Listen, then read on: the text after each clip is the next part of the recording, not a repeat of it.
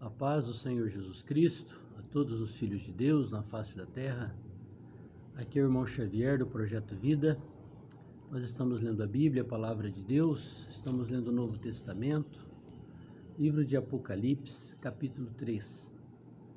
Estamos vendo as 7 igrejas relatadas no livro de Apocalipse.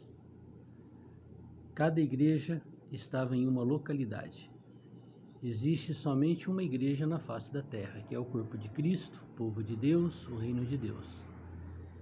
E esse corpo universal, ela tem uma expressão em cada cidade. É assim que Deus instituiu a igreja, um corpo em todo o universo. E uma manifestação desse corpo em cada cidade.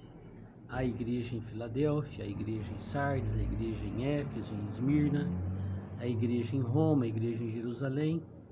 É a igreja que está lá, não é a igreja de Jerusalém, de Roma. Nós somos a igreja. Onde nós estamos, nós somos o corpo de Cristo ali.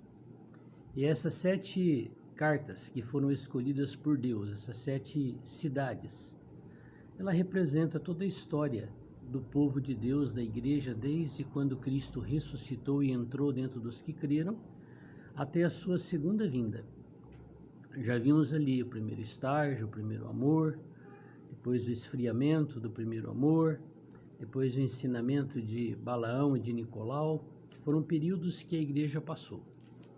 E vimos também a igreja em Tiatira, quando entrou o sistema religioso e se trocou o nome de igreja para religião. E isso começou com a Igreja Católica Apostólica Romana. O Estado de Roma, o governo, fez uma religião e colocou o nome de igreja. Ocorreu a fornicação espiritual. Agora não é mais igreja de Cristo, é a Igreja Católica Apostólica Romana. E nós vimos que isso estragou o povo de Deus. Entrou idolatria no meio do povo de Deus. Por 1000 anos ficou assim. Até que o Senhor começou a levantar irmãos vencedores. Irmão muito conhecido, João Ferreira de Almeida, outro irmão muito conhecido, Lutero, eram irmãos que viviam no catolicismo e por examinarem a palavra de Deus, viram que aquilo ali era uma fornicação espiritual e saíram de lá. Só que com a sua saída, abandonando aquilo que eles viram de errado, praticando aquilo que eles viram certo, também surgiu novas religiões com o nome de outras igrejas, que não existe na Bíblia. Na Bíblia só existe uma igreja, a igreja em cada cidade. Quem é? Todos os filhos de Deus. Independente se eles estão ou não em algum grupo religioso.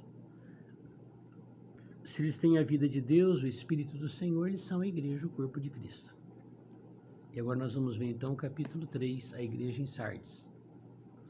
E ao anjo da igreja que está em Sardes, tá vendo? Ela não é de Sardes, ela está lá, porque se os irmãos de lá forem para Filadélfia, já é a igreja lá em Filadélfia. Isto diz o que tem os 7 Espíritos de Deus e as 7 estrelas. Deus só tem um Espírito, mas aqui é dito 7 Espíritos. Nós sabemos que lá no início, em Gênesis, o diabo se apresentou como uma serpente, uma pequena cobra. Mas lá no livro de Apocalipse, ele é colhido como um grande dragão, grande e vermelho, que arrasta com a sua cauda 1/3 dos anjos que o seguiram na sua rebelião.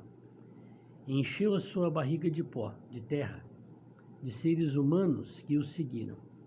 Então ele se multiplicou, ele intensificou o seu serviço, o seu propósito.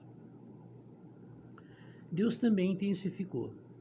Então Deus, com o seu Espírito, porque Deus é Espírito, Ele é o Espírito. Ele trabalha hoje 7 vezes intensificado para nos convencer do pecado, da justiça e do juízo. Então, quando o Senhor diz a sua palavra, 7 Espíritos de Deus, mostra que Deus, com seu Espírito, age de uma maneira perfeita para completar a sua obra. E as estrelas nós já vimos, são aqueles irmãos em cada localidade que brilham. Então Deus está interessado naqueles que brilham, que resplandecem o seu fulgor, independente da situação em cada cidade. Se lá tem idolatria, se lá tem ensinamento de Balaão, se lá tem ensinamento de Balaque, de Nicolau, se lá tem esfriamento do amor, se o mundo já entrou, se há mornidão. Em cada cidade, Deus tem aqueles que irão brilhar, que irão pagar o preço para viver o Senhor. Eu sei as tuas obras, que têm nomes, que vive e está morto. Percebe? Tem o nome de Cristo, mas está morto. Por quê? Porque misturou Cristo com religião. Sê vigilante e confirma o restante que estava para morrer, porque não achei as tuas obras perfeitas diante de Deus. Em todas as religiões que creem em Deus, tem Deus lá, mas tem o fermento na massa. As coisas erradas, ensinamentos errados, com propósitos errados, de exaltar o homem, de fazer homens líderes, de fazer sistemas para que as pessoas estejam subjugadas naqueles sistemas. Então, embora tenha Deus, mas as obras não são perfeitas. Por quê? Porque elas não são só para Deus, é para o sistema, é para o interesse próprio. Lembra-te, pois, do que tens recebido e ouvido. Então, nós temos recebido a palavra de Deus e ouvido a palavra de Deus. O que o Senhor espera? Guarda-o e arrepende-te. Então, o Senhor mostra que os verdadeiros judeus são aqueles que obedecem à sua palavra, que guardam os seus mandamentos. Mesmo aqueles judeus que ainda não creram que Jesus Cristo já veio, que Ele é o Messias, mas o Senhor os leva no coração como verdadeiros judeus, aqueles que procuram guardar os seus mandamentos e não servem a deuses estranhos, mas buscam o Deus Criador dos céus e da terra, que gerou Jacó, gerou Abraão, Isaque e Jacó, o povo de Israel. Aqueles que são tementes ao Pentateuco, a Torá.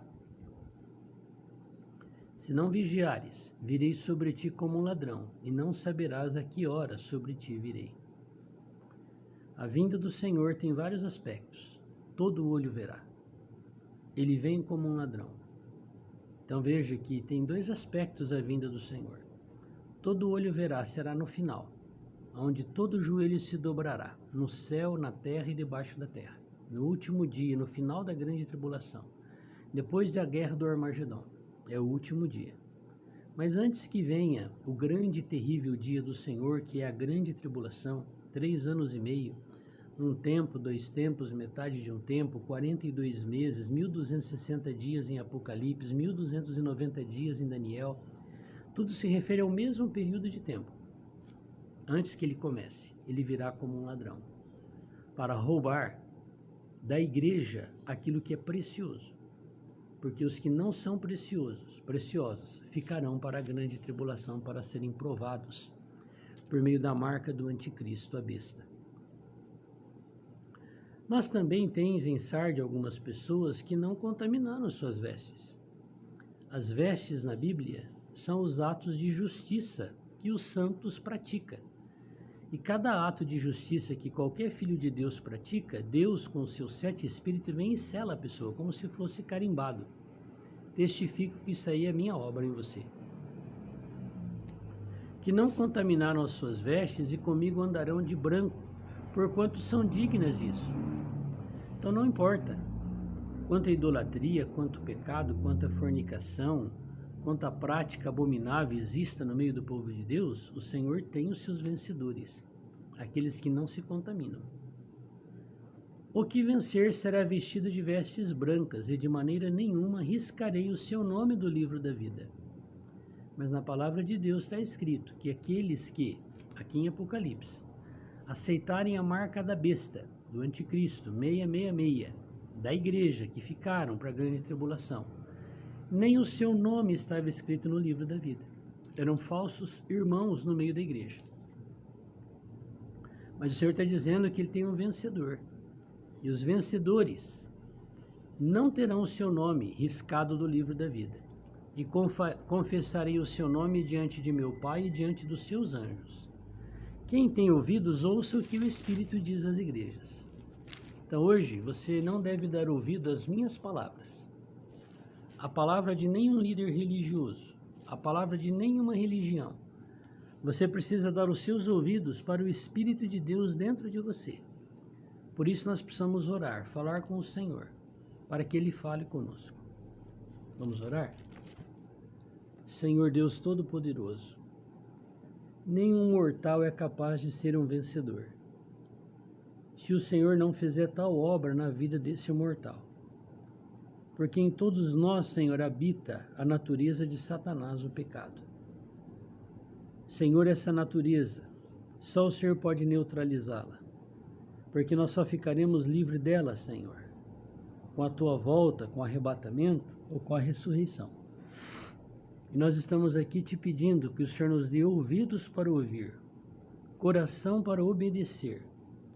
Nós queremos fazer parte, Senhor, desse grupo de vencedores, de todas as eras, de toda a história da tua igreja, do teu povo na face da terra. Nós queremos ter o nosso nome escrito no livro da vida, porque o teu reino é eterno.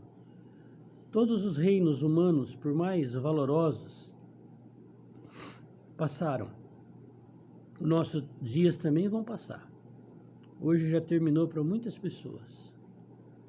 Senhor, nós temos um desejo ardente.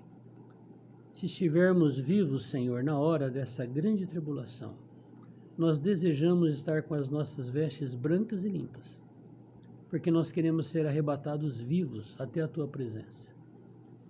Se nós tivermos que morrer, que dormir antes da tua volta, queremos dormir da mesma maneira, preparados para serem ressuscitados para a tua glória.